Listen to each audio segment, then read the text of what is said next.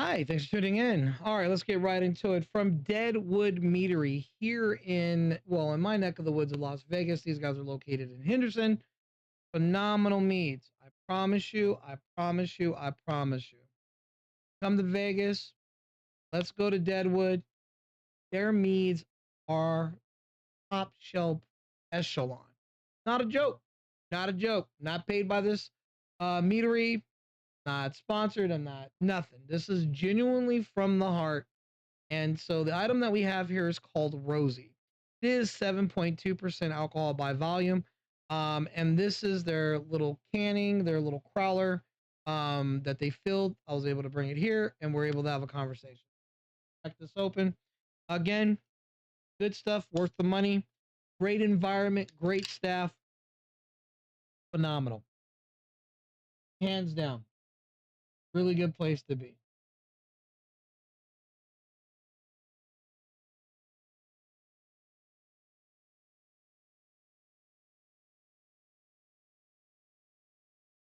Beautiful. All right, let's dive right on in and see what Rosie is all about. Very pungent. I'm getting a cross between, I'm going to go with green apples, pink ladies. That's where I'm at. Um, Very sharp. Got a vino smell to it, like a red or a rosé for the rosé. It's got a vino smell to it. It really does. Got, I'm going to go with white grapes, green grapes, white grapes, whatever.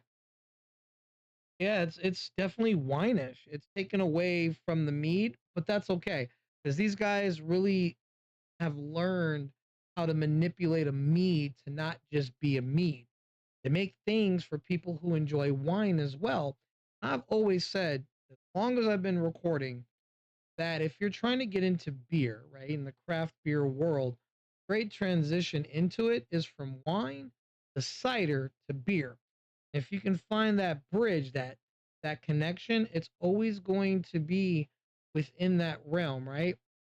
As far as the mead itself go, right? I've got apples, I've got mead, I got apples, I've got wine, right? I went automatically to ciders, even though this is a mead. That is a mind fuckery like no other. So really think about where I was going. You're like, I thought this was a mead. It is, but I really want you to really think about how I even came up to that. The fragrance alone made me talk about what was relevant instead of what it is. And that is the genius of Deadwood. Again, not sponsored, not paid. This is genuinely coming from the heart. They make really good stuff. Let's dive right into this mead. Based upon the fragrance, it seems like it's a manipulating situation, but let's dive in.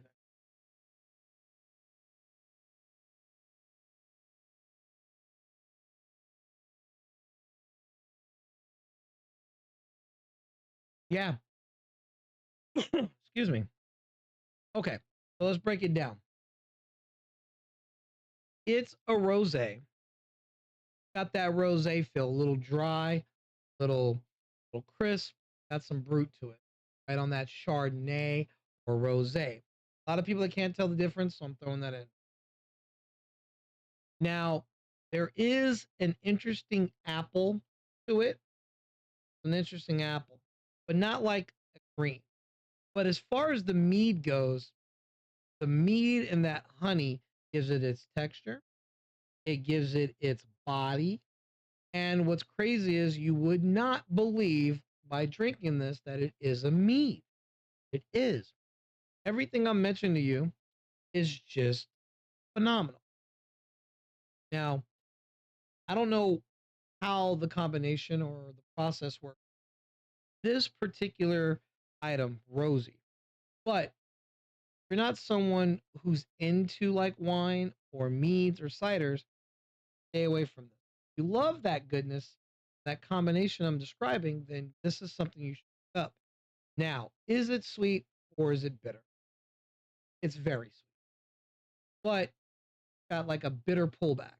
So it's not over the top sweet, but it's sweet enough to give you a pleasant enjoyment. Nice. And at the ABV, you're gonna have a good time. I've learned that if you drink enough mead, it's gonna be an interesting evening. You only need a couple. But at 7.2% alcohol by volume, you can't go wrong. This is a wonderful sipping, whether it's ice cold or room temperature. I think ice cold is great, but once you get to room temperature, I think everything blooms and you're gonna get a much more intense experience with it. I highly recommend this. This is phenomenal. Where mead tricks you into thinking it's a cider, which also crosses into. I think that's a cool concept. And until next time, guys, cheers.